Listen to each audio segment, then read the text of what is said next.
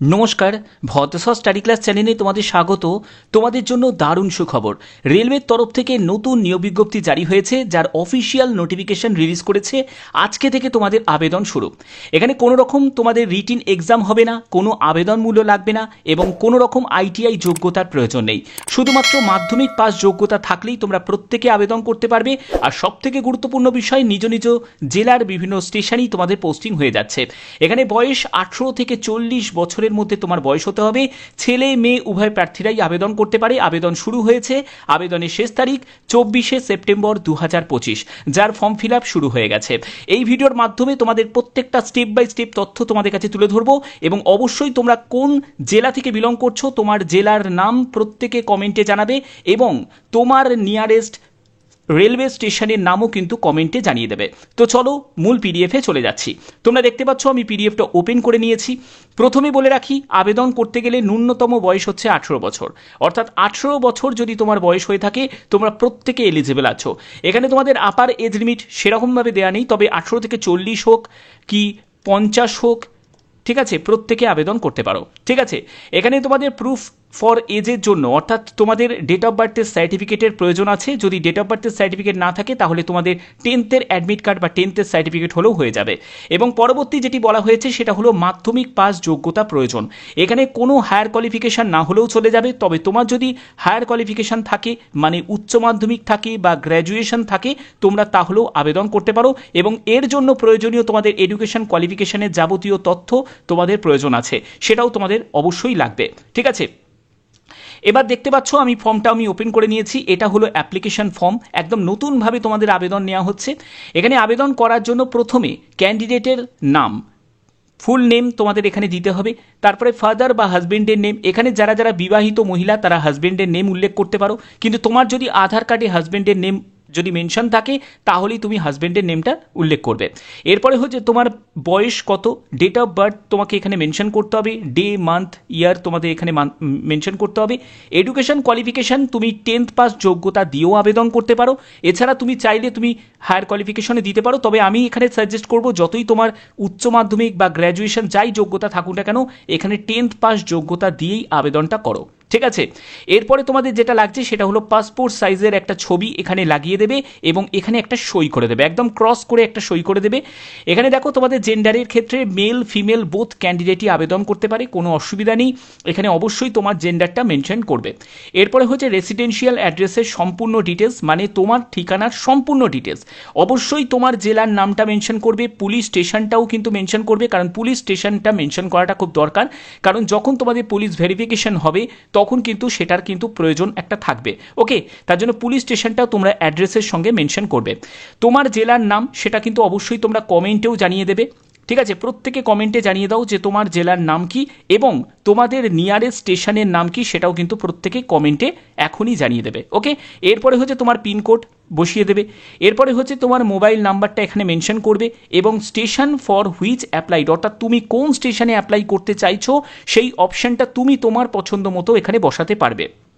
ঠিক আছে, তো তুমি এখানে তোমার স্টেশনের নামটা এখানে উল্লেখ করে দেবে। এর পরবর্তী হচ্ছে তোমাদের ডিক্লারেশনের একটা ফর্মের জায়গা থাকছে যেখানে তোমাকে এখানে সই করতে হচ্ছে এবং এখানে তোমাকে প্লেস দিতে হবে যে প্লেস থেকে তুমি বিলং করছো এবং তোমার এখানে ডেটটা দেবে যে ডেটে তুমি অ্যাপ্লিকেশন ফর্মটা সাবমিট করছো। ওকে, এবার দেখো তোমাদের কি কি ডকুমেন্টস এখানে নিড আছে। প্রথমত দেখো 21/7/2025 হিসাবে তোমাদের বয়স ন্যূনতম 18 বছর হতেই হবে। Self attested copy of 10th certificate বা 10th অ্যাডমিট কার্ড প্রয়োজন আছে, অর্থাৎ এজ প্রুফের জন্য তোমাদের 10th অ্যাডমিট কার্ড বা 10th সার্টিফিকেট হলেও হয়ে যাবে এবং সেটা যে তুমি দিচ্ছ তার জন্য অবশ্যই এখানে টিক দিতে পারো বা ইয়েস বলেও লিখতে পারো। ঠিক আছে, এরপরে হচ্ছে তোমার address proof of local district where the station, অর্থাৎ তুমি যে স্টেশনে অ্যাপ্লাই করছো সেই স্টেশন যদি তোমার লোকাল মানে ডিস্ট্রিক্টের মধ্যেই হয় তাহলে অবশ্যই তার জন্য তোমাকে একটি আধার কার্ড অথবা তোমাদের ভোটার কার্ড সেটাও তোমাকে দিতে হবে। অবশ্যই তার জন্য তুমি এখানে টিক দেবে। এরপরে হচ্ছে তোমার এডুকেশন কোয়ালিফিকেশন, সেখানে তোমার 10th পাস যোগ্যতা চাওয়া হয়েছে। 10th সার্টিফিকেট 10th মার্কশিট সেটা যে তুমি সেলফ অ্যাটেস্টেড করে দিচ্ছ তার জন্য তুমি এখানে টিক দেবে। এরপরে তোমার আধার কার্ড সেটাও তোমাকে এখানে টিক দিতে হবে এবং তুমি যে প্যান কার্ড দিচ্ছ সেটাও তোমাকে এখানে টিক দিতে হবে। ঠিক আছে, এর পরবর্তী হচ্ছে একটি আন্ডারটেকেন ফর্ম আছে। এই আন্ডারটেকেন ফর্মটাও তোমাদের অ্যানেক্সার এ, এটাও তোমাদের এখানে তোমাদের দেয়া আছে। আচ্ছা, এই যে ফর্মটা তোমরা যেটা দেখতে পাচ্ছ, এই ফর্মটা তোমরা কোথায় পাবে? এই ফর্মটা পাবে হচ্ছে টেলিগ্রামে পেয়ে যাবে। টেলিগ্রাম আমি শুরু করে দিয়েছি, তার জন্য টেলিগ্রামের লিঙ্ক ডেসক্রিপশানে থাকবে। তোমরা অবশ্যই টেলিগ্রামের মাধ্যমে জয়েন করে যাবে, প্রত্যেকে জয়েন করে যাবে এবং সেখানেই তোমরা এই ফর্মটা তোমরা পেয়ে যাবে। ঠিক আছে, এই ফর্মের পিডিএফটা তোমরা পেয়ে যাবে। বোঝা গেল? আচ্ছা, এখানে দেখো পরবর্তী হচ্ছে আরেকটা আন্ডারটেকিং ফর্ম আছে যেটা অ্যানেক্সার বিতে। তো এই ফর্মটাও কিন্তু তোমাদের ফিল আপ করতে হবে এবং এই ফর্মেতে সেরকম কিছুই নেই। তুমি কোন স্টেশনে অ্যাপ্লাই করছো, কোন ডিভিশনে অ্যাপ্লাই করছো, তোমার নাম, তোমার বাবার নাম, এই সব দিয়ে তোমাকে এখানে সই করে তোমার প্লেস ডেট দিয়ে তোমাকে এখানে এই ফর্মটা জমা করতে হবে। ওকে, আচ্ছা, এর পরবর্তী হচ্ছে তোমাদের কোথায় জমা করবে। জমা করার জন্য এই হচ্ছে তোমাদের এখানে ঠিকানা দেয়াই আছে, যেখানে বলছে যে the fill in application form with enclosures, অর্থাৎ যাবতীয় ডকুমেন্টসগুলোকে অ্যাপ্লিকেশন ফর্মের সাথে অ্যাটাচ করে তোমাদের পাঠিয়ে দিতে হবে application for engagement as facilitator two operate ATVM at, যে স্টেশনে অ্যাপ্লাই করছো সেই স্টেশনের নামটা এখানে মেনশন করবে। অবশ্যই তোমাদের খামের ওপরে এটাকে লিখতে হবে। ঠিক আছে, এবং the seal cover should be dropped in the box kept purpose in the office of the senior divisional commercial manager, Howrah division, eastern railway, DRM building, first floor. এখানে দেখো হাওড়া 711101, এই যে ঠিকানায় তোমাদের কি করতে হবে, এই ফর্মটা তোমাদের জমা করতে হবে। অর্থাৎ সম্পূর্ণ তোমাদের ফর্ম জমা করতে হবে এই ঠিকানায় জমা করার তোমাদের শেষ তারিখ হচ্ছে 24শে সেপ্টেম্বর 2025। এর মধ্যেই তোমাদের অ্যাপ্লিকেশন ফর্মটা জমা করতে হচ্ছে। ওকে, আচ্ছা, এখানে দেখো আর একটা ব্যাপার কিন্তু এখানে ক্লিয়ার করে দিয়েছে যে only one application should be submitted by an applicant, অর্থাৎ একজন প্রার্থী একটাই মাত্র আবেদন করবে। সে যদি মাল্টিপল অ্যাপ্লিকেশন করে তাহলে উইল সামুরালি এখানে বলছে কি রিজেক্টেড, অর্থাৎ এখানে কিন্তু এই ব্যাপারটা কিন্তু কড়াভাবে বলে দিয়েছে যে একজন ব্যক্তি একাধিকবার আবেদন করতে পারবে না, তাকে একটাই আবেদন করতে হবে। ওকে, আচ্ছা, এখানে দেখো তুমি যদি কোনো ইনকমপ্লিট যদি আবেদন করো, ইনকমপ্লিট অ্যাপ্লিকেশন করো, তাহলে সেটাও কিন্তু রিজেক্ট হয়ে যাবে। অফিসিয়াল ওয়েবসাইট হচ্ছে এটা eastern railway Indian railways .gov.in, সেখানেই তোমাদের সিলেক্ট টেন্ডার যে ট্যাবটা আছে সেখানেই তোমরা এই নোটিফিকেশনটা পেয়ে যাবে। ঠিক আছে, আচ্ছা, তো তোমাদের দেখো এই যে বিজ্ঞপ্তি তোমাদের জারি হয়েছে সেটা ইস্টার্ন রেলওয়ের তরফ থেকে হাওড়া ডিভিশনের এই বিজ্ঞপ্তি তোমাদের জারি হয়েছে, যেখানে তোমাদের টিকিট ভেন্ডিং মেশিনে তোমাদের অপারেটরে এই নিয়োগটি করা হচ্ছে। কোন কোন স্টেশনে দেখো, হুগলি স্টেশন আছে, দিয়ারা স্টেশন, রিসরা আছে, গুপ্তিপাড়া আছে, হুগলি ঘাট, নসিবপুর আছে এবং হচ্ছে বলরামবাটি, তারপরে রাজগ্রাম, এই সব বিভিন্ন স্টেশনে তোমাদের ক্যাটাগরি ওয়াইজ এই নিয়োগটি করা হচ্ছে।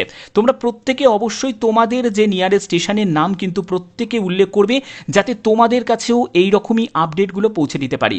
এবং এখানে দেখো তোমাদের 3রা সেপ্টেম্বর থেকে তোমাদের আবেদন শুরু হয়েছে, 24শে সেপ্টেম্বর পর্যন্ত তোমরা ফাইনালি ফর্ম সাবমিট করতে পারবে। এটাই হচ্ছে তোমাদের আবেদনের শেষ তারিখ। এবং তোমাদের 24শে সেপ্টেম্বর তোমাদের দেখো এখানে দুপুর 3:30টের সময় তোমাদের অ্যাপ্লিকেশন ফর্ম তারা মানে স্ক্রুটিনি করবে এবং সেগুলো তারা চেকিং করবে। এবং এই জায়গাটায় যদি কোনো ভুল ভ্রান্তি যদি ধরা পড়ে তাহলে কিন্তু সেটা রিজেক্টও কিন্তু হয়ে যাবে। আর একটা ব্যাপার এখানে মেনশন করে দিয়েছে, তোমাদের অবশ্যই যেখানে তুমি আবেদন করছো সেই লোকাল ডিস্ট্রিক্টের কিন্তু তোমাকে বাসিন্দা হতে হবে, সেই লোকাল ডিস্ট্রিক্টের কিন্তু তোমাদের বাসিন্দা হতে হবে যে স্টেশন এখানে মেনশন করা আছে। ঠিক আছে, এবং পরবর্তী হচ্ছে তোমাদের পুলিশ ভেরিফিকেশন সার্টিফিকেট, সেটাও কিন্তু তোমাদের সাবমিট করতে হবে এবং সেটা তোমাদের কখন লাগছে, আফটার সিলেকশন, অর্থাৎ তুমি যখন সিলেক্ট হয়ে যাবে তারপরেই কিন্তু তোমাদের এই পুলিশ ভেরিফিকেশন সার্টিফিকেটটা প্রয়োজন আছে। এবং এখানে তোমাদের আধার কার্ড, প্যান কার্ড এগুলোরও কিন্তু তোমাদের সাবমিট কপি কিন্তু তোমাদের লাগছে। ঠিক আছে, এবং এখানে দেখো তোমাদের সিকিউরিটি ডিপোজিট হিসাবে তোমাদের যেটা বলা হয়েছে সেটা ক্যাটাগরি অফ স্টেশন, অর্থাৎ তুমি যে ক্যাটাগরি স্টেশনে তুমি করবে মানে আবেদন করবে সেই স্টেশনের অনুযায়ী কিন্তু তোমাদের সিকিউরিটি ডিপোজিট এখানে প্রয়োজন আছে। এবং এটা কিন্তু রিফান্ডেবল, মানে পরবর্তী সময় তোমাদের সেটা মানে কাজের মেয়াদ যখন শেষ হয়ে যাবে তখন তোমাদের সেটা রিফান্ডও করে দেওয়া হবে। ওকে, আচ্ছা, এই যে নিয়োগটি করা হচ্ছে সেটা কিন্তু সম্পূর্ণ একটা কন্ট্রাক্ট ভিত্তিতে নিয়োগ করা হচ্ছে। যদি তোমরা কন্ট্রাক্ট ভিত্তিতে কোনো জায়গায় নিয়োগ হতে চাও তাহলে কিন্তু এখানে আবেদন করতেই পারো। ঠিক আছে, এবার দেখো তোমাদের এই পয়েন্টটা কিন্তু খুব ইম্পর্টেন্ট, এই পয়েন্টটা ভালো করে বুঝে নাও। এখানে বলছে কি কি কারণে তোমাকে টার্মিনেট করতে পারে বা বহিষ্কার করতে পারে।